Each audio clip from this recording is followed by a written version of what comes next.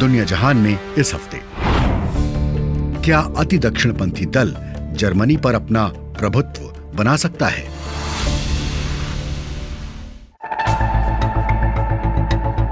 स्वागत है आपका दुनिया जहान में। मेरा नाम है मोहनलाल शर्मा।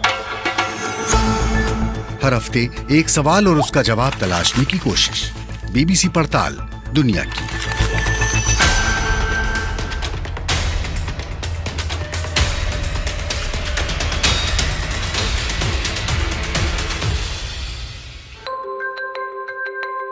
एक सितंबर को पूर्वी जर्मनी के 2 राज्यों में हुए स्थानीय चुनावों के परिणामों ने पूरे यूरोप में हड़कंप मचा दिया, क्योंकि वहां अति दक्षिणपंथी दल AfD पार्टी ने बड़ी जीत हासिल की। थिरुंजिया राज्य में AfD यानी कि ऑल्टरनेटिव फॉर जर्मनी ने सबसे ज्यादा वोट हासिल किए। उसे 1/3 मत हासिल हुए और पड़ोसी राज्य सैक्सनी में वो दूसरे स्थान पर रही। लगभग 10 साल पहले AfD की स्थापना हुई थी और तभी से ये विवादों में घिरी रही है।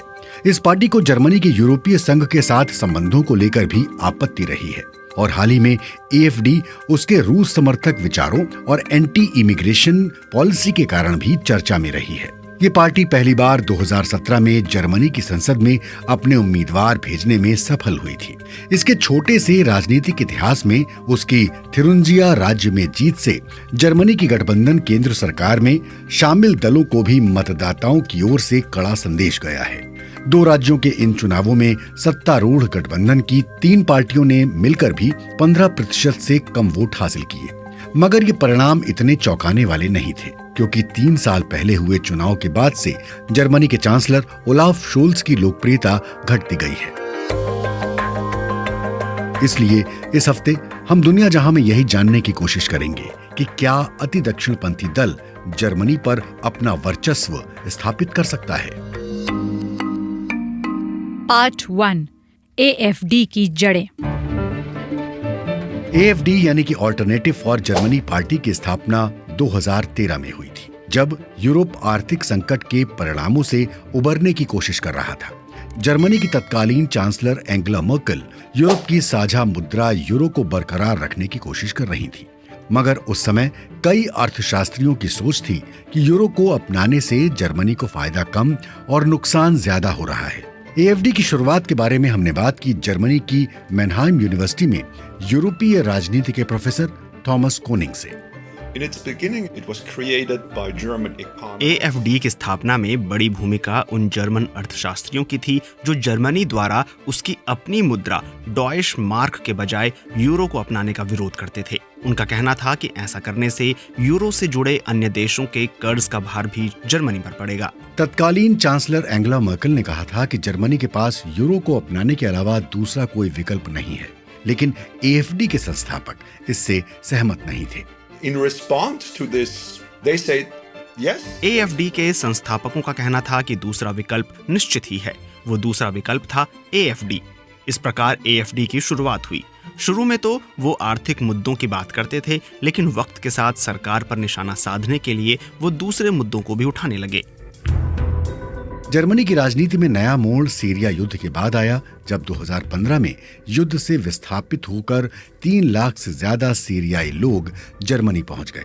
तब AfD ने अपने यूरोप विरोधी एजेंडे से हटकर इमिग्रेशन को मुद्दा बनाया और राष्ट्रवादी एजेंडा आगे बढ़ाना शुरू किया। हालांकि जर्मनी अकेला यूरोपीय देश नहीं था जो बड़ी तादाद में हो रहे इमिग्रेशन की चुनौती से जूझ रहा था। थॉमस कोनिंग का कहना है कि AfD के दोनों प्रमुख नेता टीनो चरूपला और एलिस वाइडल इस समस्या को मुद्दा बनाते हैं, मगर उनके पास इस समस्या का कोई साफ समाधान नहीं है। If you ask about migration, what will be the solution? इस समस्या का क्या समाधान है? क्या हम दोबारा पूर्व, पश्चिम और दक्षिण में बर्लिन वॉल जैसी दीवारें खड़ी करें जैसी पहले थी? और क्या जर्मनी के पास उन दीवारों की निगरानी करने के लिए पर्याप्त सुरक्षा तंत्र है? उनके पास इसका कोई स्पष्ट जवाब नहीं है। वो इसे एक भावनात्मक मुद्दा बना रहे हैं। थॉमस कोनिंग का कहना है कि इमिग्रेशन ही एक मुद्दा नहीं है, बल्कि AfD रूस के खिलाफ युद्ध में यूक्रेन को जर्मनी द्वारा सैन्य सहायता दिए जाने के भी खिलाफ है। पर अगर रूस पूरे यूक्रेन पर कब्जा कर ले तो उससे कैसे निपटा जाए, इसका कोई जवाब AfD के पास नहीं है। यहाँ ये याद रखना भी जरूरी है कि शीत युद्ध के दौरान पूर्वी जर्मनी के सोवियत संघ के साथ नजदीकी संबंध थे। इसलिए पूर्वी जर्मनी में एएफडी की सफलता को इस परिप्रेक्ष्य में भी देखा जाना चाहिए।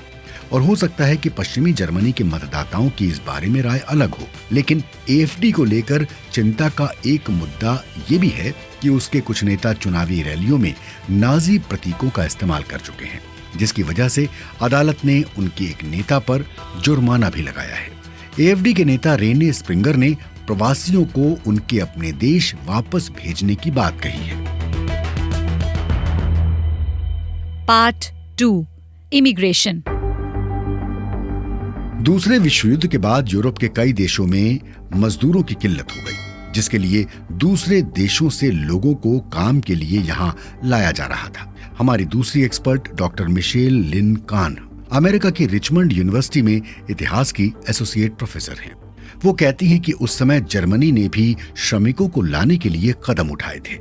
So starting in 1955 and ending in 1973. Germany ने 1955 में दक्षिणी और पूर्वी यूरोप और उत्तरी अफ्रीकी देशों के साथ वहां से श्रमिकों को जर्मनी लाने के लिए कई समझौते किए थे, जो 1973 तक जारी रहे थे। इसे गेस्ट वर्कर प्रोग्राम कहा जाता था। इस प्रोग्राम में इटली, पुर्तगाल, यूगोस्लाविया और ट्यूनीशिया शामिल थे। 1960 के आते आते तुर्की से सबसे अधिक श्रमिक इस गेस्ट वर्कर प्रोग्राम के तहत जर्मनी आने लगे थे। तुर्की से हजारों लोग जर्मनी में आकर गेस्ट वर्कर की तरह काम करने लगे। इनमें से अधिकांश लोगों को खनन उद्योग और फैक्ट्रियों में काम पर लगाया जाता था। उस समय जर्मन सरकार इसे एक अस्थायी समाधान की तरह देख रही थी। The guest worker recruitment agreements had what इस प्रोग्राम को रोटेशन पॉलिसी के तौर पर चलाया जाता था। इसका मतलब था कि गेस्ट वर्कर अधिकतम केवल 2 साल तक काम करने के लिए जर्मनी आएंगे और बाद में उन्हें उनके देश वापस भेज दिया जाएगा और उनकी जगह नए श्रमिकों को लाया जाएगा। मगर असल में इस रोटेशन पॉलिसी पर कड़ाई से अमल नहीं होता था। कई श्रमिक वापस लौट गए, लेकिन कुछ लोग पैसे कमाने के लिए जर्मनी में रुक गए। साथ ही कई कंपनियां भी अपने श्रमिकों को 2 साल बाद उनके देश वापस नहीं भेजना चाहती थी, क्योंकि उनके लिए नए श्रमिकों को लाकर दोबारा प्रशिक्षण देना महंगा पड़ता था। 1970 के अंत तक तुर्क पश्चिमी जर्मनी में सबसे बड़ा जातीय अल्पसंख्यक समुदाय बन चुके थे। उसी समय देश तेल संकट से जूझ रहा था और आम लोगों में ये धारणा घर करने लगी थी कि तुर्क जर्मन लोगों का रोजगार हथिया रहे हैं। लेकिन इस मुद्दे का एक दूसरा आयाम भी था। the cultural racism also had to do very much with the fact that सांस्कृतिक नस्लवाद की एक वजह ये भी थी कि 99% तुर्क मुसलमान थे। 1970 के दशक में इस सोच को हवा दी जाने लगी कि तुर्क रूढ़िवादी हैं, महिलाओं के बारे में पितृसत्तात्मक सोच रखते हैं, वो आधुनिक नहीं हैं। 1983 में पश्चिम जर्मनी की सरकार ने एक कानून पारित किया, जिसके तहत तुर्की के लोगों को वापस अपने देश लौटने के लिए आर्थिक प्रोत्साहन दिया जाने लगा। डॉक्टर मिशेल लिन का कहना है, इसके चलते जर्मनी में रह रहे तुर्कियों में से 15% लोग पैसे लेकर स्वदेश लौट गए। लेकिन फिर 2015 में जर्मनी में एक बड़ी प्रवासी विरोधी लहर आई, क्योंकि देश के सामने सीरियाई शरणार्थी संकट खड़ा हो गया था। उस समय चांसलर एंगेला मर्केल शरणार्थियों को स्वीकार करने की नीति अपना रही थी, लेकिन जल्द ही देश में इसका विरोध होने लगा। इसके बाद 2022 में रूस के यूक्रेन पर हमले के बाद बड़ी तादाद में यूक्रेनी शरणार्थी जर्मनी पहुंच गए। कोविड महामारी के प्रभाव से उबर रहे जर्मनी में 10 लाख से ज्यादा शरणार्थियों के आगमन के बाद जनता में असंतोष था और अब वो लंबे समय से देश पर शासन कर रही मध्यमार्गी पार्टियों के विकल्प खोजने लगी थी। पार्ट 3 राजनीति। हमारी तीसरी एक्सपर्ट क्रिस्टीना जुबैर जर्मनी की कोन्स्टांज यूनिवर्सिटी में जर्मन राजनीति की प्रोफेसर हैं। वो कहती हैं कि अति दक्षिणपंथी सोच केवल पूर्वी जर्मनी में ही जड़ नहीं पकड़ रही, बल्कि दक्षिण पूर्वी राज्यों में भी और खासतौर पर वहां के ग्रामीण इलाकों में भी फैलती रही है। और वहां भी ऑल्टरनेटिव फॉर जर्मनी या AFD पार्टी लोकप्रिय होती गई। पर शहरी और औद्योगिक इलाकों में इमिग्रेशन बड़ा मुद्दा नहीं है, इसलिए वहां लोगों का झुकाव अतिवादी दक्षिणपंथी दलों की ओर नहीं रहता। दरअसल जर्मनी में चुनावी प्रतिनिधित्व जनसंख्या के अनुपात के हिसाब से तय होता है और आमतौर पर गठबंधन सरकार बनती है। 2021 में हुए संसदीय चुनावों के बाद जर्मनी की राजनीति में एक नया मोड़ आया। इससे पहले मध्य से दक्षिण की ओर झुकाव रखने वाली क्रिश्चियन डेमोक्रेटिक पार्टी की नेता एंगेला मर्केल ने 16 सालों तक जर्मनी का नेतृत्व किया था। उनके हटने के बाद चुनाव में मध्य से वामपंथ की ओर झुकाव रखने वाली सोशल डेमोक्रेटिक पार्टी या SPD ने संसद का नेतृत्व संभाला। उन्होंने लिबरल फ्री डेमोक्रेटिक पार्टी या AFDP और ग्रीन पार्टी के साथ मिलकर गठबंधन सरकार बनाई, लेकिन पिछले 3 सालों में सरकार की लोकप्रियता घटती गई है। I would say that the major reason for this is मुझे लगता है कि इसकी एक बड़ी वजह गठबंधन के दलों के बीच नीतियों को लेकर अंदरूनी लड़ाई है और जनता को लगता है कि सरकार प्रभावी तरीके से समस्याओं का समाधान नहीं कर पा रही है। जर्मनी की सरकार ने जनता की इमिग्रेशन की समस्या से निपटने के लिए कदम तो उठाए हैं, मगर इससे सरकार की मुसीबतें कम नहीं हुई। the preferences of the people. They have tried to सरकार ने इमिग्रेशन और शरणार्थियों के आने को लेकर नियम कड़े कर दिए हैं। ऐसी नीतियां अगर मध्य से दक्षिण की ओर झुकाव रखने वाली रूढ़िवादी पार्टी अपनाती तो बात समझ में आती है, लेकिन सोशल डेमोक्रेटिक पार्टी ने भी इमिग्रेशन को लेकर कड़ी नीति अपना ली है। परिणाम ये हुआ कि वामपंथी वोटर सोशल डेमोक्रेटिक पार्टी से दूर जाने लगे और इमिग्रेशन के मुद्दे से चिंतित मतदाता CDU पार्टी और AFD पार्टी की ओर झुकने लगे। ताजा सर्वेक्षणों के मुताबिक AFD जर्मनी की दूसरी सबसे लोकप्रिय पार्टी बन चुकी है। AFD के विरोधी इसे खतरनाक रुझान की तरह देखते हैं और वो मानते हैं कि AFD की लोकप्रियता जर्मनी को उसी रास्ते पर ले जा सकती है जिस पर लगभग 100 साल पहले नाजी ले गए थे। In January and February we had major demonstrations. जनवरी और फरवरी में देश में उन लोगों ने बड़े विरोध प्रदर्शन किए जो AFD की अति दक्षिणपंथी विचारधारा से सहमत नहीं है। उन लोगों का कहना था कि वो जर्मनी को एक बहुसांस्कृतिक देश के रूप में देखना चाहते हैं जहां खुलापन हो, मगर अधिकांश पार्टियां इन लोगों की बात नहीं सुन रही हैं। क्रिस्टीना जुबैर कहती हैं कि मतदाताओं को सतर्क रहना होगा क्योंकि AFD पार्टी अगर चुनाव जीत जाती है तो वो तानाशाही तरीके अपनाएगी और जिस तरह नाजियों ने देश से लोकतंत्र खत्म कर दिया, अति दक्षिणपंथी पार्टी भी यही करेगी। पार्ट 4 अगला पड़ाव। थिरुंजिया राज्य में AFD पार्टी ने सबसे ज्यादा वोट तो हासिल किए, मगर पुराने दलों ने गठबंधन बनाकर AFD को सरकार से बाहर रखने में कामयाबी हासिल कर ली।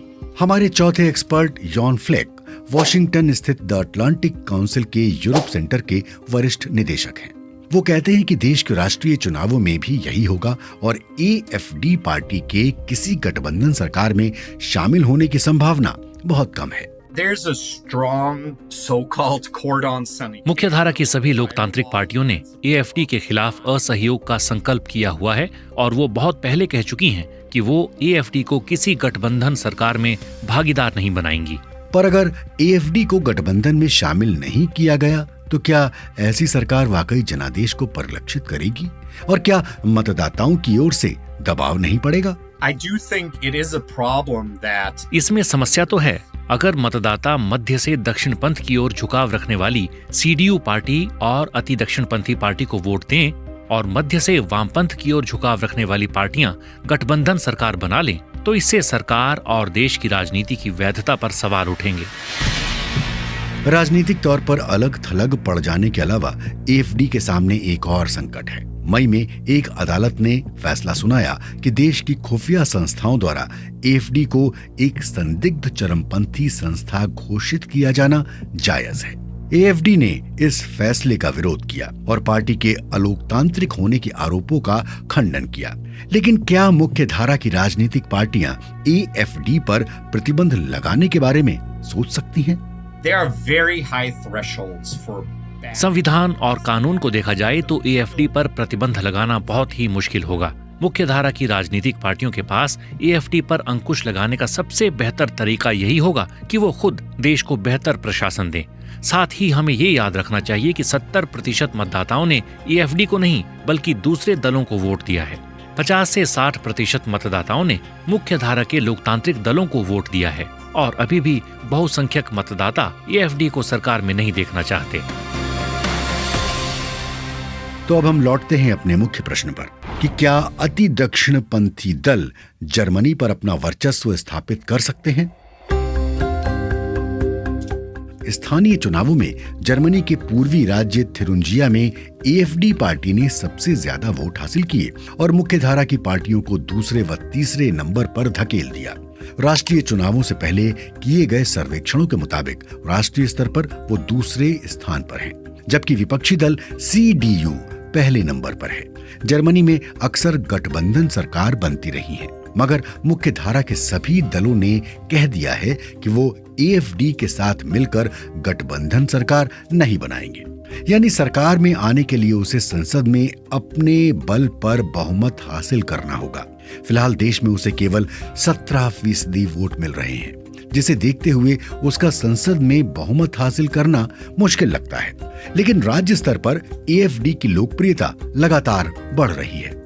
हमें ये भी याद रखना चाहिए कि AFD की स्थापना सत्ता हासिल करने के लिए नहीं, बल्कि सरकार को चुनौती देने के लिए की गई थी। AFD जर्मनी में सरकार भले ही न बना पाए, लेकिन वो देश की राजनीति में इमिग्रेशन को बड़ा मुद्दा बनाने में जरूर कामयाब हो गई है।